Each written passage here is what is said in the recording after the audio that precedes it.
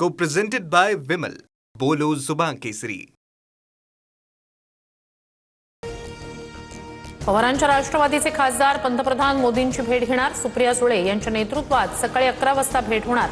भेटीगाठींमुळे delimitation bill पुन्हा सादर होणार असल्याच्या चर्चा. आमचे 8 खासदार डिलिमिटेशन विरोधात मतदान करतील. डिलिमिटेशन करू नका हे सांगण्यासाठी मोदींची भेट. रोहित पवारांचा दावा, तर डिलिमिटेशनवर हमी मिळाल्यास चर्चेला हरकत नाही. शशिकांत शिंदे यांचं भाष्य. संसदेच्या पावसाळी अधिवेशनाचा अखेरचा आठवडा. एफसीआरए विधेयकावर लोकसभेत चर्चा होण्याची शक्यता. सरकार डिलिमिटेशन बिल आणणार का याकडे लक्ष. मुख्यमंत्री फडणवीस आणि जयंत पाटील यांचा एकाच विमानातून प्रवास. विधानसभा अध्यक्ष राहुल नार्वेकर यांच्या उपस्थितीनं चर्चा. तिन्ही नेत्यांचा मुंबई ते कोल्हापूर एकत्र प्रवास. राष्ट्रवादीचे प्रदेशाध्यक्ष सुनील तटकरे यांच्या नियुक्तीविरोधात निवडणूक आयोगात तक्रार. मंठा-परतूर मतदारसंघाचे अध्यक्ष भाऊसाहेब गोरे यांच्याकडून तक्रार. तटकरेंचा कार्यकाळ घटनाबाह्य असल्याचा आरोप. राज्यात 30,000 शिक्षकांच्या भरती प्रक्रियेला 13 ऑगस्टपर्यंत मुदतवाढ. पवित्र पोर्टलवर पसंती क्रमांक भरताना उमेदवारांना तांत्रिक अडचणी. केवळ 2 दिवस नाही तर आठवडाभर मुदत द्या. उमेदवार आणि शिक्षक संघटनांची मागणी. शुद्ध पेट्रोल तुमच्या बापाच्या घरातून येणार आहे का? मध्य प्रदेशमधील भाजप खासदार जनार्दन मिश्रा यांचं वादग्रस्त वक्तव्य. मिश्रांच्या वक्तव्यामुळे राजकारण तापण्याची शक्यता.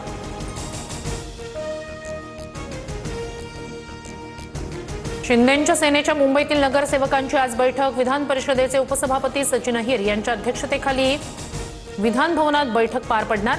पक्षाची भूमिका, धोरणं, कामकाजावर सचिन अहिर नगरसेवकांना मार्गदर्शन करणार. कल्याणच्या खडकपाडा परिसरात उच्छाद घालणारा भटका कुत्रा अखेर जेरबंद. कुत्र्याचा एका दिवसात 150हून अधिक जणांना चावा. 2 गंभीर. रेल्वे स्थानक परिसरातही प्रवाशांवर हल्ले. अनेक जखमी. उत्तराखंडमध्ये कर्तव्य बजावताना बुलढाण्याच्या सुपुत्राला वीरमरण. अतिउंचीवर असताना प्राणवायू कमी पडल्यानं हरिदास कापसे शहीद. तालुका क्रीडा संकुलात शासकीय इतमामात अंत्यसंस्कार होणार. अहिल्यानगरमध्ये पालिका कंत्राटी कर्मचारी धीरज परदेशी यांच्या हत्येनंतर बंदची हाक.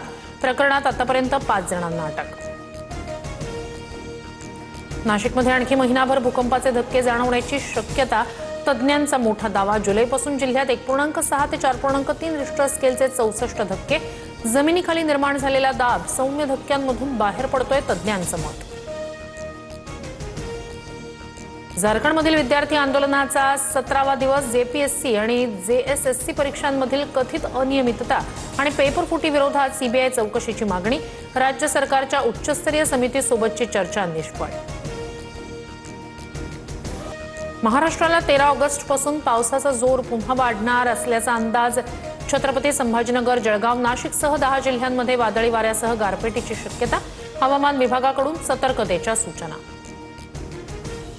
गोसेखुर्द धरणातील जलसाठा नियंत्रित ठेवण्यासाठी पाण्याच्या विसर्गात वाढ. धरणाचे 21 दरवाजे अर्धा मीटरनं उघडले.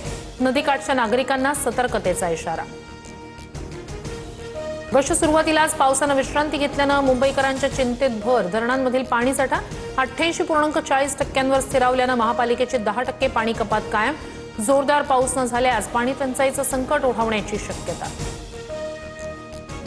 ठाण्यातील बारवी धरण ओव्हरफ्लो. स्वयंचलित दरवाजे उघडत पाण्याचा विसर्ग सुरू. कल्याण, डोंबिवली, अंबरनाथ, बदलापूर, उल्हासनगरसह ठाणे जिल्ह्यातील अनेक भागांच्या पाणी पुरवठ्यासंदर्भात मोठा दिलासा. Co-presented by Vimal. बोलो जुबान केसरी.